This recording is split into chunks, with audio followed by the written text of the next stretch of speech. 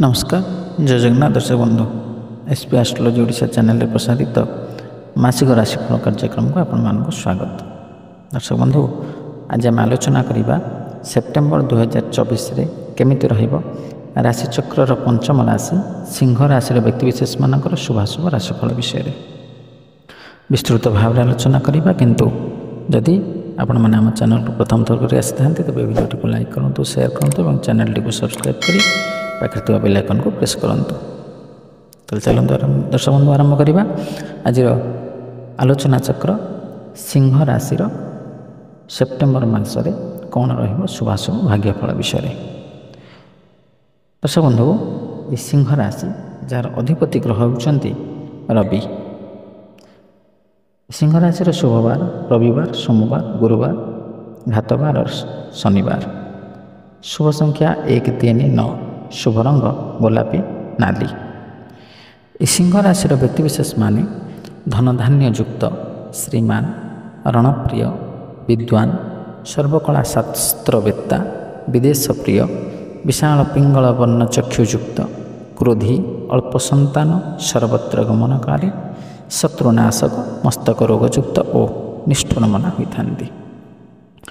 दर्शक यही सेप्टेम्बर मासरे सिंह राशि व्यक्तिविशेष मानकर शुभ अशुभ मिश्रित फल देवाक जाउछि।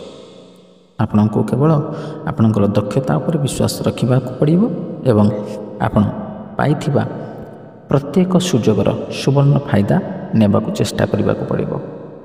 प्रगतिर रास्ता आपणक द्वार ठक ठक करिवो एवं आपणको केवल ध्यान देवाक ही पड़ो।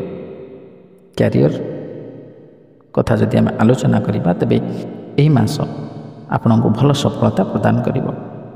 आपण मध्य निजर चाकरी रे भल रोजगार करने को सक्षम हेबे एवं आपणकर कौनसी विचाराधीन दरमा किंबा आर्थिक लाभ पाइबार संभावना मध्य अछि। चाकरी रे दरमा वृद्धि हेबार उपहार मध्य पाइपारंती। आपणकर परिस्थिति अनुकूल हेबो। कठिन परिश्रम एवं निजर अभिज्ञतार सुजोग नहीं आपण प्रत्येक कार्य को हृदय सहित करिबो, जहाद्वारा आपण सफलता एवं प्रशंसा पाइबे। व्यवसाय करुवा लोक माने किछि सतर्कतार सहित आगक बढ़िबा उचित। कौनसी सरकारी अधिकारी सहित आपणकर आचरण को नष्ट करने परिवर्ते प्रत्येक विषय को शांतिपूर्ण भाव में परिचालना करने को चेष्टा करंतु। यह आपण व्यवसाय को भल भाव में अग्रगति करिबारे साहाय्य करिवो। आपण जने परिश्रमी व्यक्ति जदि आपण निजर परिश्रम को सठिक दिगरे रखिबे तेबे एही मास व्यवसाय सफलता देव। प्रेम संपर्क पाई मासटी अनुकूल अटे। केवल जे बेले बेले आपणक प्रिय एते क्रोधित हो पारती जे से बिना कारण रे आपणक उपरे क्रोधित हेबे। एही कारणरू आपण मध्य टिके विरक्त हो जिवे। किंतु प्रेम होछि एक संपर्क जोंथिरे एपरि घटना घटिबारे परस्परर जत्न नियंतु एवं निजर संपर्क को गुरुत्व दियंतु।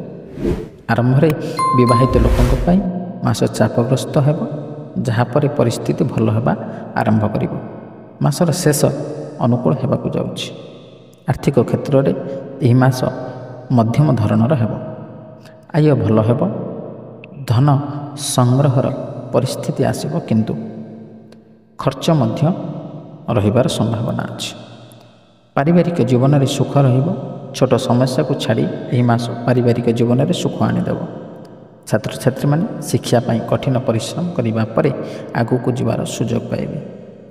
स्वास्थ्य संबंधी समस्या प्रति आपन को ध्यान रखा पड़ो। दर्शक बंधु यही बृहस्पति एवं शनि जी कि आपणकर गोचरीय मत अनुसार राशिफल को आम विचार करते से आपणकर राशि बृहस्पति दशमस्थ और शनि सप्तमस्थ। प्रथम जदि आम बृहस्पति कथा आलोचना करवा तेज बृहस्पति अच्छा धनधान्यर कारक विद्या बुद्धिर कारक यश कीर्तिर कारक आध्यात्मिकतावादीर कारक आयर कारक। तेणु बृहस्पति ए गोचरीय स्थिति अनुसार द्वितीय पंचम सप्तम नवम एकादश ये सब स्थान में शुभ फल प्रदान करती। किंतु ଆପଣଙ୍କ ରାଶି ପାଇଁ ଯେହେତୁ ଦଶମସ୍ଥ ବୃହସ୍ପତି, ତେଣୁ ଦଶମ ବୃହସ୍ପତି ଅତ୍ୟଧିକ ମାତ୍ରାରେ ଅଶୁଭ ଫଳ ନଦେଲେ ମଧ୍ୟ ଶୁଭ ଫଳ ମଧ୍ୟ ପ୍ରଦାନ କରିବେ ନାହିଁ, ଯେତିକି ମାତ୍ରାରେ ଦେବା କଥା। ସେଥିପାଇଁ ଆପଣଙ୍କୁ କିଛି ମାତ୍ରାରେ ଆପଣଙ୍କର ଆୟ କମିପାରେ ଏବଂ ଅଯଥା ଖର୍ଚ୍ଚ ବଢ଼ିପାରେ। ଏବଂ ଯେଉଁମାନେ ବ୍ୟବସାୟ କ୍ଷେତ୍ରରେ ଅଛନ୍ତି ସେମାନେ ଧ୍ୟାନ ରଖିବା ଦରକାର ଯେ ଏହି ସମୟ ଆପଣଙ୍କ ପାଇଁ ଏକ ସତର୍କତାର ସମୟ, ତେଣୁ ଆପଣ ସତର୍କତା ଅବଲମ୍ବନ କରନ୍ତୁ ଏବଂ ଆକସ୍ମିକ ଭାବରେ ଆପଣଙ୍କର ଅର୍ଥ ବ୍ୟୟ ମଧ୍ୟ ହୋଇପାରେ। ଏବଂ ଯେଉଁମାନେ ସେୟାର ମାର୍କେଟରେ ଅର୍ଥ ବିନିଯୋଗ କରୁଛନ୍ତି ସେମାନଙ୍କ ପାଇଁ ଏ ସମୟ ମଧ୍ୟ ଉପଯୁକ୍ତ ନୁହେଁ ନୂତନ ଭାବରେ ଅର୍ଥ ବିନିଯୋଗ କରିବା ପାଇଁ। ଯେତେବେଳେ କରୁଛନ୍ତି ସେତେବେଳେ ସତର୍କତାର ସହିତ ପୁଞ୍ଜି ବିନିଯୋଗ କରନ୍ତୁ, କାରଣ ଆପଣଙ୍କର ହଠାତ୍ ସେୟାରରେ ଅଧୋଗତି ହେବାର ସମ୍ଭାବନା ମଧ୍ୟ ରହିଛି। ଏବଂ ଯେଉଁମାନେ ଆଧ୍ୟାତ୍ମିକବାଦୀ ସେମାନଙ୍କର ଆଧ୍ୟାତ୍ମିକତା କ୍ଷେତ୍ରରେ ସାମାନ୍ୟ ରୂପରେ ଅନାଗ୍ରହୀ ହୋଇପାରନ୍ତି। ବିଦ୍ୟାର୍ଥୀମାନେ ପାଠପଢ଼ାରେ ମଧ୍ୟ ଅନାଗ୍ରହୀ ହେବେ। ପାଠପଢ଼ା ପ୍ରତି ତାଙ୍କର ଧ୍ୟାନ କେନ୍ଦ୍ରିତ ହୋଇପାରିବ ନାହିଁ।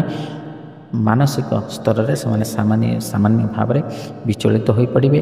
ଅନ୍ୟ ଦିଗ ପ୍ରତି ଧ୍ୟାନ ଦେବେ କିନ୍ତୁ ପାଠପଢ଼ା ପ୍ରତି ଧ୍ୟାନ ଦେବେ ନାହିଁ। ଦ୍ୱିତୀୟରେ ଯଦି ଆମେ ଶନିଙ୍କ କଥା ଆଲୋଚନା କରିବା, ଶନି ହେଉଛନ୍ତି ଆପଣଙ୍କ ରାଶି ପାଇଁ ବର୍ତ୍ତମାନ ସପ୍ତମସ୍ଥ।